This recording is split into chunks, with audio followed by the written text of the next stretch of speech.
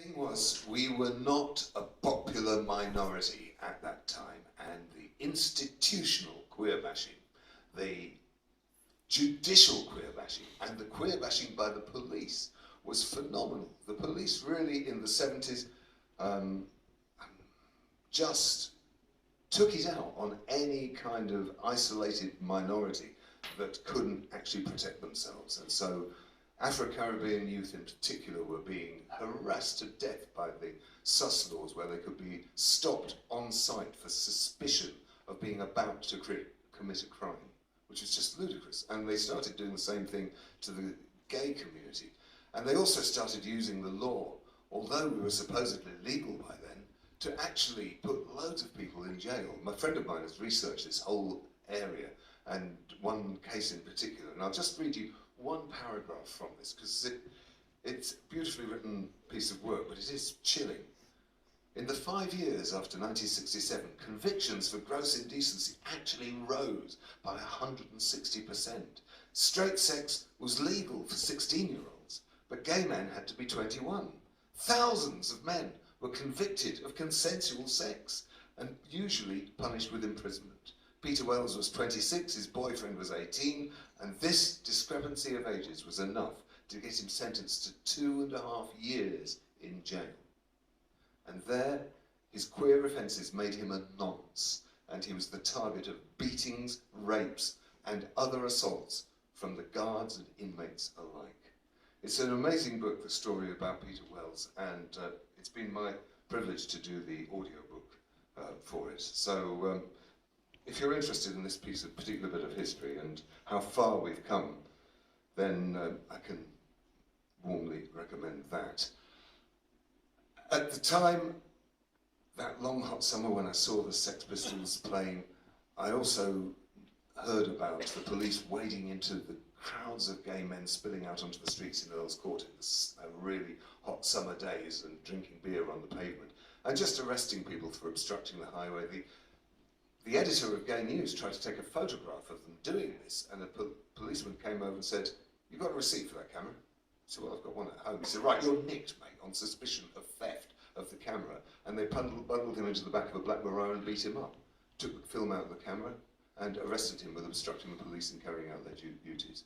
So I did the only thing I could do, really, which was to get tooled up, get some knives and put on my bobber boots and go down there. No, of course I bloody did. I wrote a song. That's all I knew how to do. But here it is. It was a song basically attacking apathy on our community because nobody was fighting back.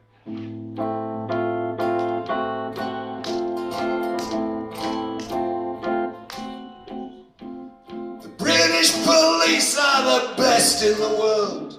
I don't believe one of these stories I've heard about them raiding our pubs for no reason at all, then lining the customers up at a wall, picking out people, knocking them down, resisting arrest as they're kicked on the ground, searching their houses and calling them queer.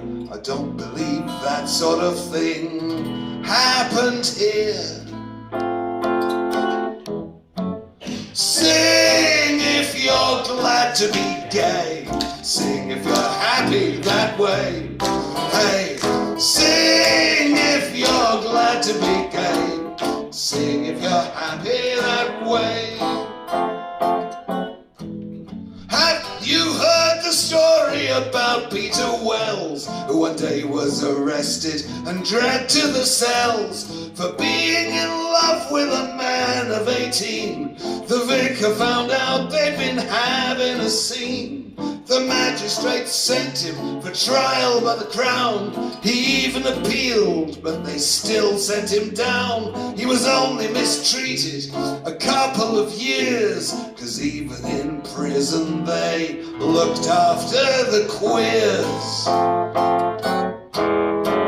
Sing if you're glad to be gay. Sing if you're happy that way. Hey, sing if you're glad to be gay. Sing if you're happy that way.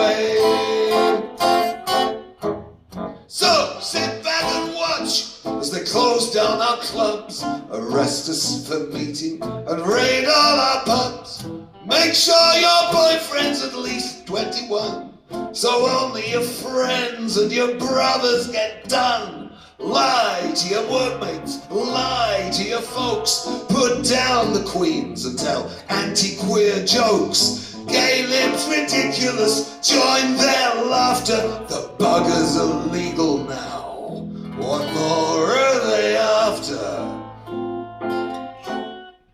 This eventually became a big celebratory sing-along instead of a bitter savage attack. So why don't we finish it in that style? Sing if you're glad to be gay. Sing if you're happy that way. Hey! Sing if you're glad to be gay. Sing if you're happy that way. One more time! Sing if you're glad to be gay. Sing if you're happy.